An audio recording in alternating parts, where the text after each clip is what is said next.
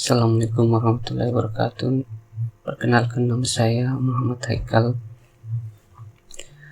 dengan NIM 17090075023. Pada kesempatan kali ini saya akan mempresentasikan hasil dari mereview jurnal saya dari tugas besar kecerdasan buatan yang berjudul penggunaan metode kecerdasan buatan dalam operasional perencanaan produksi tekstil.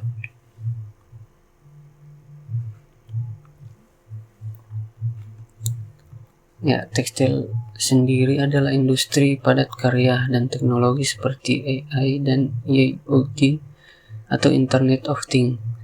Kini telah banyak membantu industri seperti dalam hal pemrosesan data dan yang lebih mudah, analisis prediktif, mengembangkan pakaian pintar, dan secara efisiensi melakukan pekerjaan di proses produksi dengan tanpa campur tangan manusia. Pada jurnal yang saya bahas, industri tekstil tersebut menggunakan sistem MSA.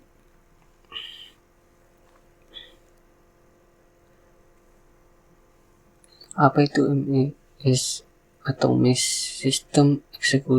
Yaitu sistem eksekusi manufaktur atau disingkat MES atau Manufacturing Execution System. Adalah sistem komputerisasi yang telah digunakan dalam manufaktur.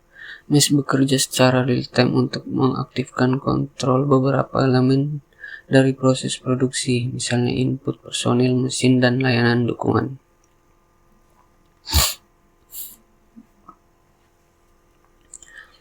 MES juga bisa beroperasi di beberapa daerah, misalnya manajemen dependensi produksi di seluruh siklus hidup produk, penjadwalan sumber daya, eksekusi order dan pengiriman, analisis produksi untuk keseluruhan efektivitas peralatan atau disingkat OEE, Overall Equipment Effectiveness, dan pelacakan bahan baku. MES membuat proses manufaktur sempurna dan memberikan umpan balik real time dari perubahan persyaratan dan memberikan informasi dari satu sumber.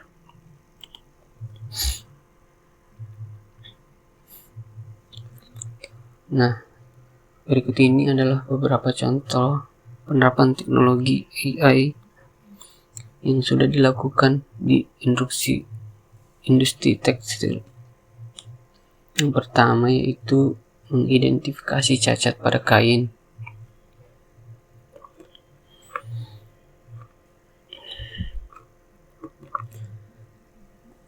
Umumnya infeksi kain dilakukan secara manual oleh pekerja khusus di pabrik menggunakan meja lampu dan dilengkapi dengan peralatan khusus.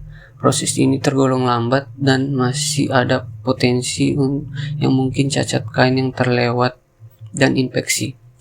Dalam hal ini pemanfaatan AI dapat melakukan tugas tersebut dengan cepat, akurasi yang jauh lebih tinggi, dan tanpa kelelahan dibanding menggunakan tenaga manusia.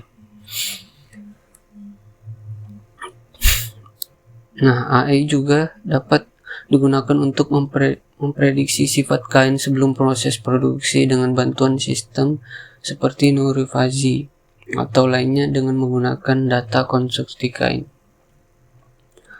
Yang berikutnya itu infeksi pola kain. Di teknologi AI seperti Artificial Neural Network atau ANN membantu dalam mendeteksi cacat pada pola dalam proses produksi kain, seperti menenun dan merajut. Infeksi berbasis penglihatan yang diaktifkan AI dapat mengurangi kesalahan manusia dan meningkatkan efisiensi. Kemudian yang ketiga yaitu pencocokan warna. Warna di sini merupakan aspek penting dari produk tekstil. Penampilan suatu produk tekstil dipersepsikan berkaitan dengan kualitasnya.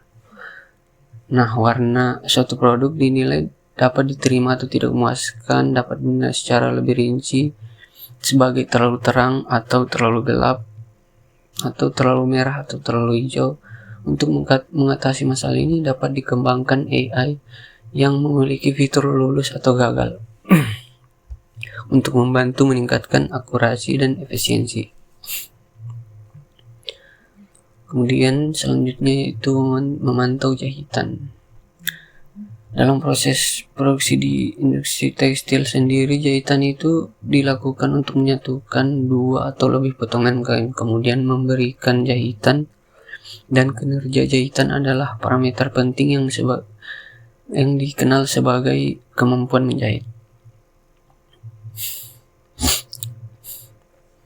Nah, sifat mekanik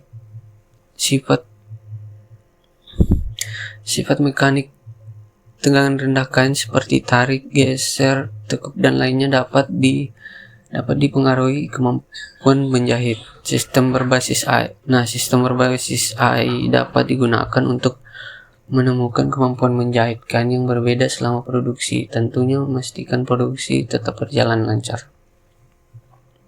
Kemudian selanjutnya yaitu sistem CAD. Nah, ini adalah salah satu tahap penting dari produksi tekstil adalah pemotongan dan pembuatan pola di mana kain dipotong sesuai dengan desain membuat pola yang berbeda pada kain.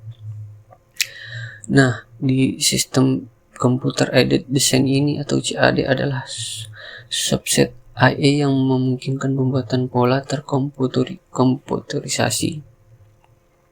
Dengan sistem ini, desainer dapat membuat struktur dasar pola dan mendigitalkannya.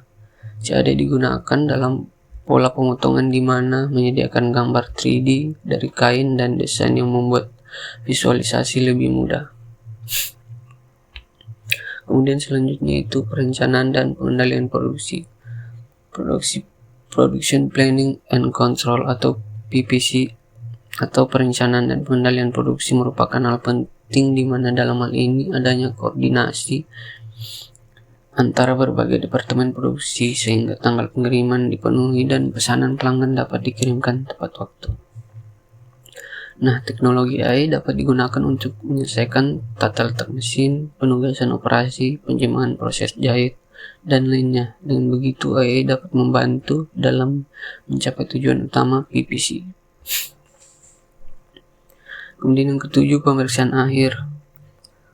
Pemeriksaan kualitas air di pakaian jadi biasanya dilakukan oleh orang yang berpengalaman, yang sangat makan waktu dan mungkin mempengaruhi oleh kondisi fisik dan mental. Untuk mengatasi hal tersebut, penggunaan AI bisa diterapkan untuk mencapai efisiensi dan hasil yang akurat. Kemudian yang terakhir yaitu yang ke-8, manajemen rantai pasokan. Supply Chain Management atau SCM atau manajemen rantai pasokan mengintegrasikan berbagai proses bisnis, aktivasi informasi, sumber daya, dan menciptakan nilai bagi pelanggan. SCM sesuai standar dapat membantu kelola biaya dan meningkatkan daya saing bisnis.